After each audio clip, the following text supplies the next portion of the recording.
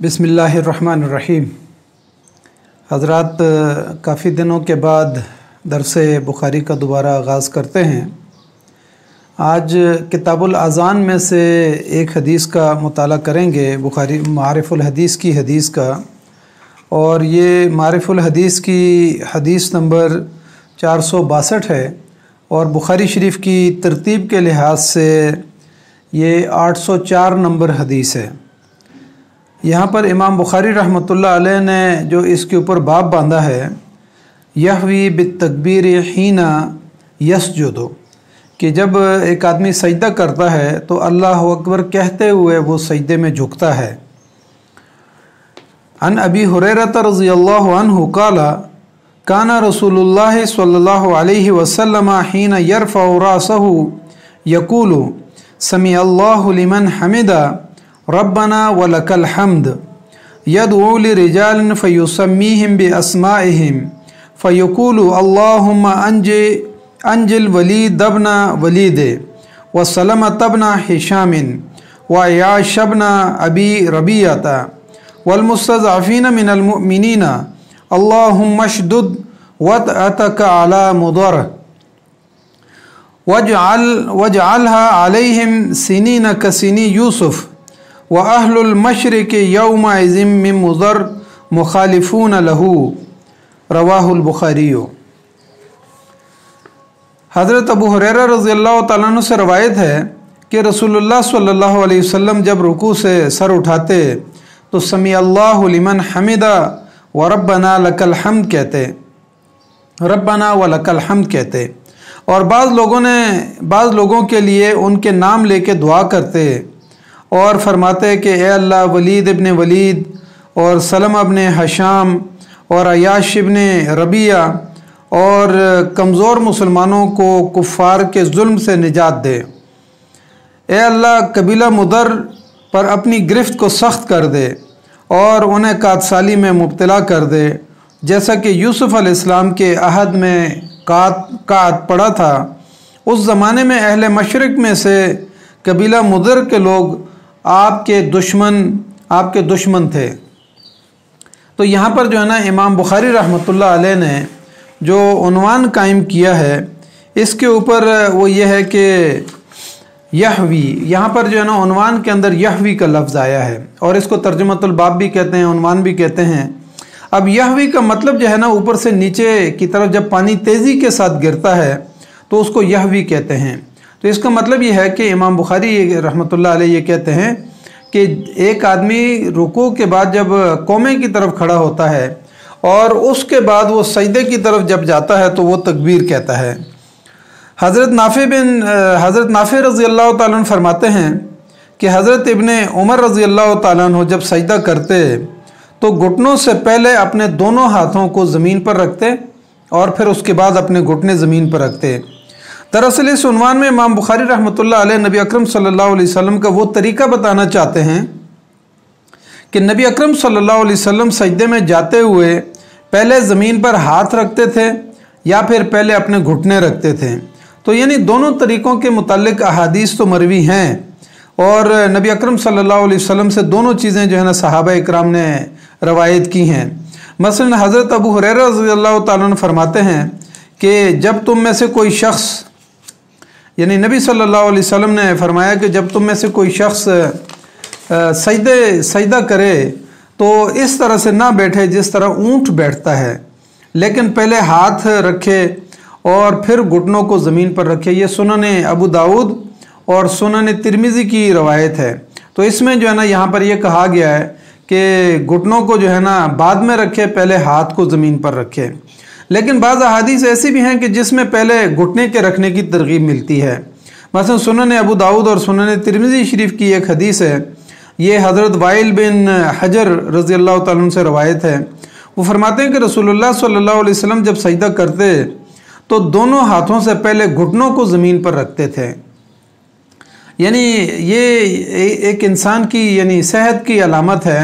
कि सेहत जब वो सेहतमंद होता है तो पहले जो है ना वो यानी घुटनों को ज़मीन पर रखता है और बाद में हाथों को रखता है। लेकिन अगर एक आदमी बुढ़ापे में है, बीमार है, तो पहले जो है ना उमूमन जो है ना वो हाथ रखता है और उसके बाद घुटने रखता है।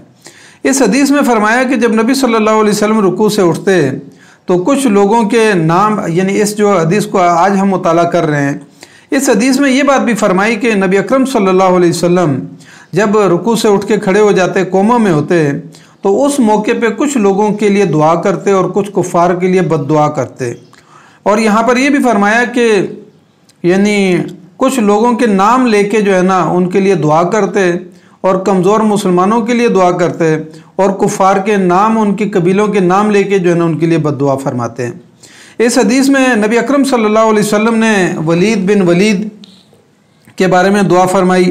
ये वलीद बिन वलीद जो है ना, ये खालिद बिन वलीद रज़ियल्लाहु ताला अन्हु के भाई थे और ग़ज़वा बदर के दिन उनको गिरफ़्तार कर लिया गया था। और जब उन्होंने फ़िदिया अदा कर दी और रिहाई हासिल कर ली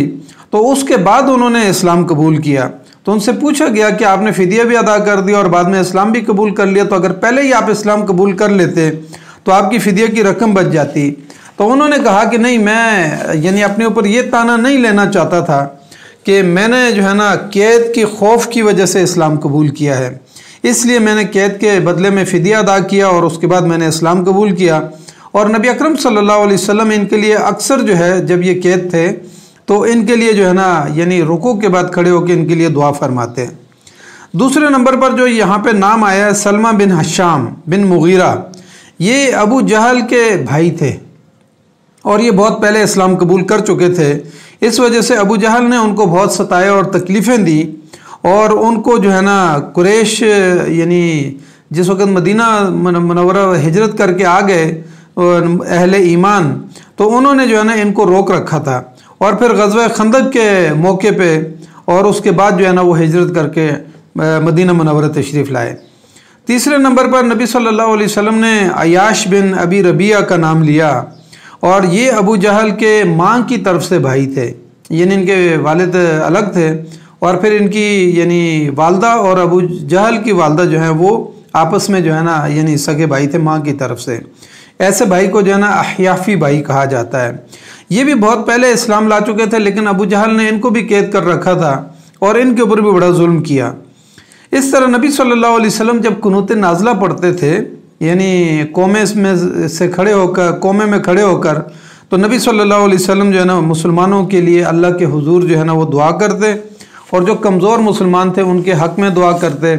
और जो बड़े बड़े कबाइल थे जो मुसलमानों पे सख्तियाँ कर रहे थे तो उनके लिए नबी सल्लल्लाहु अलैहि वसल्लम ने बद्दुआ की। इस हदीस में नबी सल्लल्लाहु अलैहि वसल्लम ने कबीला मुदर के लिए जो है ना दुआ की और ये बड़ा ख़ानदान था और इसी में से जो है ना कुरैश और असद और तमीम जो है ना ये सारे इनकी शाखें हैं। तो इनके बारे में नबी सल्लल्लाहु अलैहि वसल्लम ने फरमाया कि अल्लाह तू इनके ऊपर ऐसा कात नाज़िल फरमा जैसा कि तूने यूसुफ़ अलैहिस्सलाम के दौर में कात फरमाया था, और कहा कि मशरक़ के इलाके में जो है ना यही वो कबीला था जिसने यूसुफ़ अलैहिस्सलाम की सख्त मुखालिफत की थी। और फिर उसके बाद जो है ना ये कबीला बड़ा अरसा जो है ना कात के अंदर मुब्तला रहा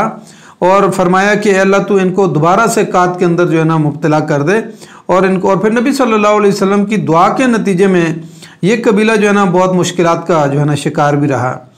इन हदीस से जो बुनियादी बातें, दो बातें समझ में आती हैं। एक तो ये है कि नबी सल्लल्लाहु अलैहि वसल्लम तादील अरकान करते थे और रुकू और सजदा और कोमा और ये सारा जो है ना बहुत तहम्मुल के साथ नबी सल्लल्लाहु अलैहि वसल्लम फरमाते थे। दूसरे नंबर पर यह बात सामने आती है कि मुसलमान जब मुश्किलात के अंदर होते हैं तो वहाँ कुनूत नाज़िला पढ़ी जाती है और उस कुनूत नाज़िला में अहले ईमान अपने मसाइल को बयान करते हैं अल्लाह के सामने और अल्लाह से दुआ करते हैं कि अल्लाह हमारे ऊपर से ये मुश्किलात को जो है ना इन मुश्किलात को ख़त्म कर दें। चाहे वो कुफ़ार का खौफ हो, हालत जंग के अंदर हो, या कुफ़ार की वजह से मुसलमान किसी तकलीफ़ के अंदर मुब्तला हो जाएं, चाहे वो माशी हो या किसी और तरह की तकलीफ़ हो, तो वहाँ पर जो है ना मुसलमानों को चाहिए कि कुनूत नाज़िला पढ़ें। जैसा कि आज हमारे माशरे के अंदर ऐसा होता है कि यानी कात साली हो जाती है या कोरोना की मुहिम आ गई या इसके अलावा कुफ़ार के जो है ना तसल्लुत है जो मुसलमान ममालिक के ऊपर, मज़लूम मुसलमानों के ऊपर है, तो ऐसे मौके पे कुनूत नाज़िला नबी सल्लल्लाहु अलैहि वसल्लम की सुन्नत है। लेकिन इस हदीस से एक और ख़ास बात जो है ना वो ये समझ में आती है कि जो कौमें अपने में से अच्छे और नेक लोगों की कदर नहीं करती, तो उसके नतीजे में जैसे कि यूसुफ अलैहिस्सलाम अल्लाह के पैगंबर थे, उनकी कौम ने उनकी कदर नहीं की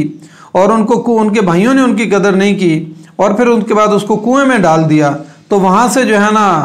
उसके बाद फिर उस कौम के ऊपर जो है ना अजाब नाजिल हुआ और वो कात का अजाब नाजिल हुआ। इसी तरीके से नबी सल्लल्लाहु अलैहि वसल्लम के ऊपर जितना यानी मुश्किलात और तकालीफ नबी सल्लल्लाहु अलैहि वसल्लम ने बर्दाश्त की,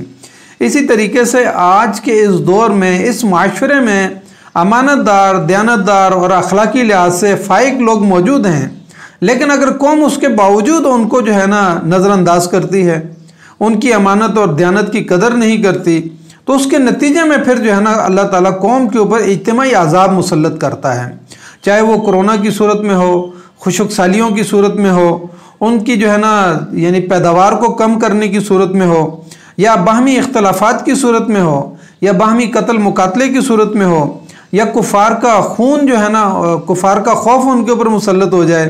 या बाहमी खूनरेजी की सूरत में हो, तो ये तमाम अजाब अल्लाह के आज हमारी कौम के ऊपर मुसल्लत हैं, क्योंकि हमने ये मुल्क जो है ला इलाहा इल्लल्लाह मुहम्मदुर रसूलुल्लाह के नाम पे हासिल किया। इस मुल्क के अंदर अमानतदार और दयानतदार और अल्लाह के दीन के साथ मोहब्बत करने वाले लोग भी मौजूद हैं,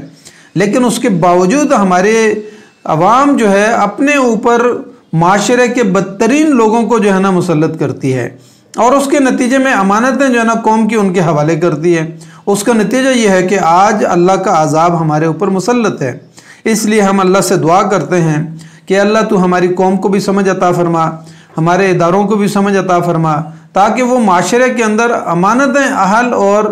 दयानतदार लोगों के हवाले करें। तो अल्लाह ताला से हम दुआ करते हैं कि अल्लाह ताला हमें इन अहादीस के ऊपर अमल करने की तौफीक अता फरमाए और इन अहादीस से जो मसाइल आज की दुनिया में मुस्तंबित होते हैं उनको समझने की तौफीक अता फरमाए। जज़ाकल्लाहु खैर। अस्सलामु अलैकुम व रहमतुल्लाहि व बरकातुहू।